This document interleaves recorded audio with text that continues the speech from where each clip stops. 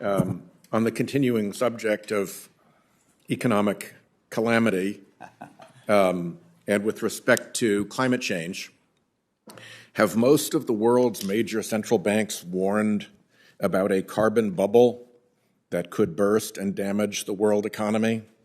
You and I have talked about this. I believe around 18% retraction is an estimate out there that would be catastrophic to economies. And separately, have Freddie Mac, the big American mortgage company, and others warned of a coastal property values crash related to climate and sea level rise that would cascade through the entire national economy? Senator, I know you know this more than anyone given the state you're from, but it is an absolute crisis waiting to happen.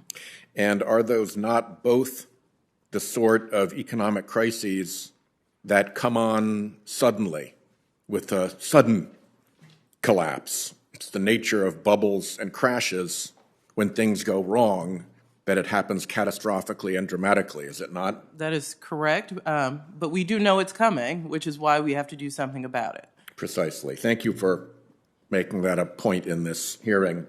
With respect to mental health, does the administration agree that children's mental health and addiction-related mental health issues, recovery, and police encounters with individuals involved in mental health crises are three important places to focus new investment in mental health? Thank you for asking that. The mental health proposal does many things. It not only is the right thing to do for those suffering from mental health issues, but it helps in our community violence issues, and it also helps with our addiction issues. So there are many reasons to make major investments.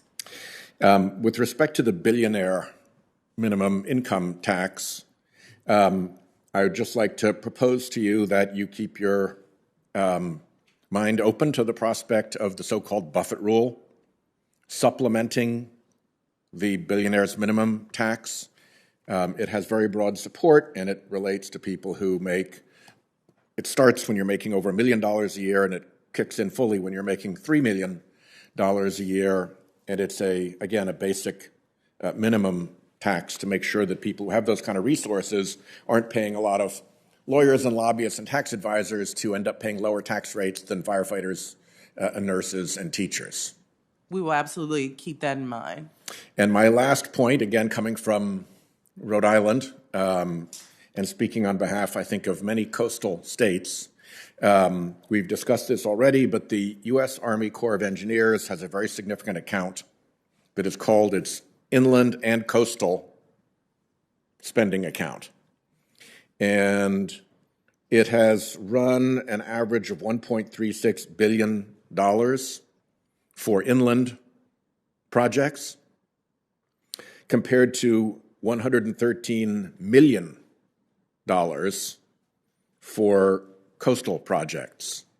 So for every dollar that this fund sends to inland flooding projects, it has only a penny or less available for coastal flooding projects.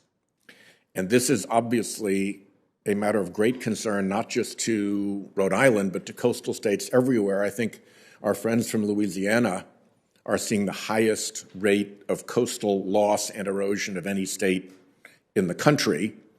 And the fixation of the Army Corps only on inland flooding, with sea level rise and storm surge making the risk to coastal communities so much worse, is something that I would urge this administration to address. It is not addressed in this budget. I think as a policy matter, we need to figure out how to get more revenues to coastal communities to deal with the threats that they're looking at that a decade ago, 20 years ago, people would have thought were unfathomable, but are now so real that entities like Moody's are baking that into their rating for communities' debt. And Senator, I've told you privately, I will tell you publicly, we will talk to Army Corps about this, but also you have my commitment to talking to and working with the Appropriations Committee. The budget is the beginning of the process, so we have a long way to go before this is enacted into law. Dollars for inland compared to pennies for coastal does not seem fair. Thank you, Chairman.